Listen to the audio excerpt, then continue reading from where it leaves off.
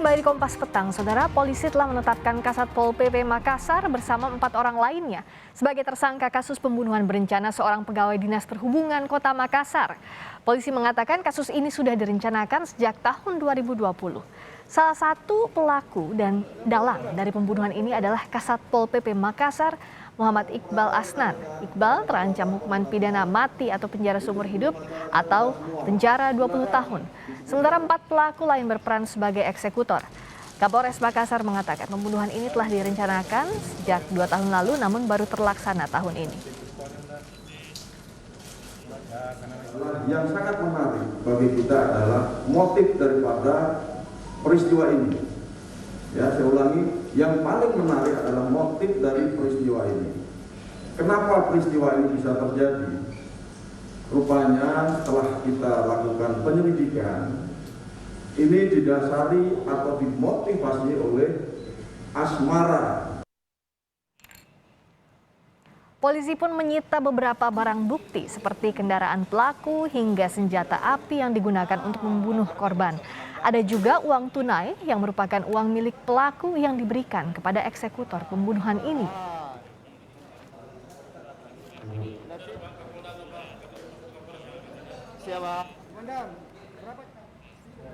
Wali Kota Makassar mencopot Kasat Pol PP Kota Makassar Iqbal Asnan setelah terlibat dalam kasus pembunuhan pegawai Dinas Perhubungan. Tak hanya Iqbal Asnan, 3 orang yang terlibat dalam kasus yang diduga adalah honorer Pemkot Makassar juga akan dipecat.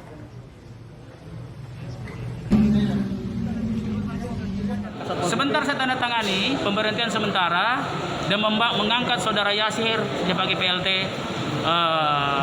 Satpol PP. Kontrak saya berhentikan langsung. Yang Satpol PP itu pemberhentian sementara dan pemberhentian dari jabatan. Berarti sudah diberhentikan yang 3 ini karena kan statusnya. Iya, ini sebentar tanda tangan. Saya ada sini tanda tangan.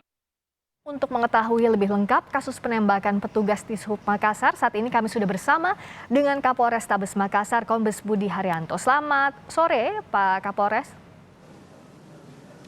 Selamat sore, Friska. Selamat sore. Jadi bicara soal kasus ini yang jadi sorotan sekarang adalah otak pembunuhannya dan juga motifnya. Kalau polisi awal mengetahui akhirnya Kasat Pol PP inilah otak pembunuhannya seperti apa? Baik, berawal dari peristiwa penembakan ya. Berawal dari peristiwa penembakan, anggota kami melakukan proses penyelidikan.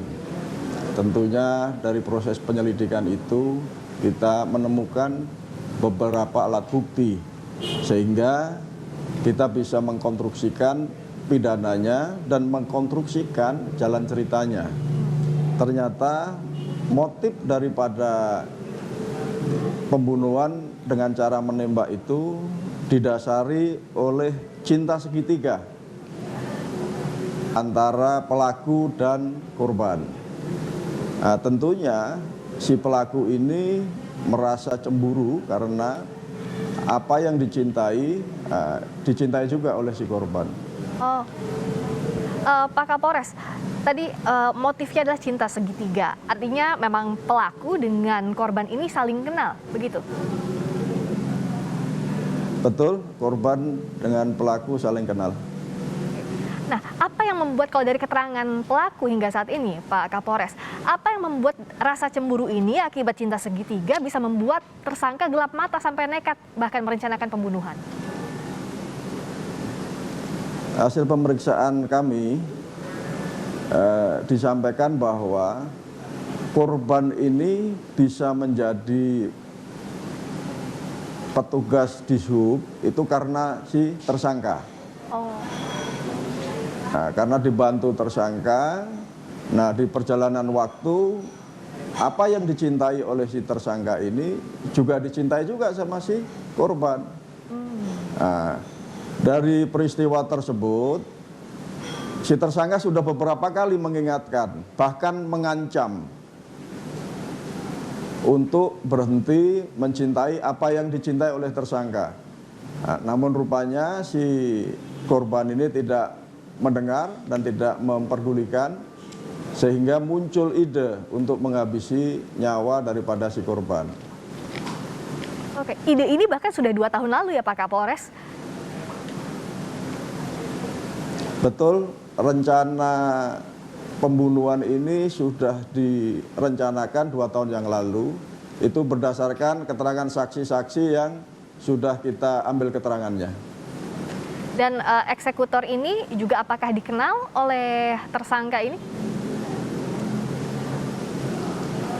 Jadi si otak pelaku ini mempunyai 2 orang kepercayaan. 2 orang kepercayaan inilah yang ditugaskan untuk mencari siapa yang bisa melakukan atau menghabisi nyawa korban. Nah, mereka ini yang merupakan eksekutor, apakah betul merupakan masih pegawai honorer juga di pemerintah Kota Makassar? Dan kenapa mereka bisa sampai dapat senjata? Dari keterangan para saksi dan tersangka, senjata itu dibeli dengan cara online. Dan setelah kita telusuri, ternyata penjual dari dagangan online tersebut itu ada jaringan ke teroris. Oh, yang menjualnya adalah jaringan teroris kepada eksekutor ini? Sementara hasil keterangan yang kami dapat seperti itu. Ada berapa orang eksekutor jadi totalnya? Kami ingin mengonfirmasi kembali, dan sampai mereka bisa terhubung ke jaringan teroris, ini apa kaitannya? Kenapa bisa langsung terhubung dan mendapatkan itu secara online dan tadi terhubung dan mendapatkan senjata? Baik, dalam perkara ini kita sudah menetapkan 5 orang tersangka. Yang pertama adalah otak pelaku. Yang kedua perantara atau yang bertugas mencari eksekutor. Yang ketiga adalah pemilik senjata. Dan yang keempat adalah eksekutor. Dan yang terakhir atau yang kelima adalah orang yang bekerja sama dengan pelaku kedua. Adapun kenapa bisa mendapatkan senjata, yang bersangkutan ini melakukan pencarian melalui media online. Nah, sekarang dari polisi soal kepemilikan senjata, soal dari mana mendapatkannya, termasuk jaringan teroris yang tadi memberikan senjatanya atau menjual senjatanya, apakah terus ditelusuri juga, Pak? Kami akan menelusuri terus tentang penjual senjata ini. Oke. Jadi dari motif pribadi berkembang luas begitu ya, Pak, kasus ini, kasus pembunuhan berencana ini.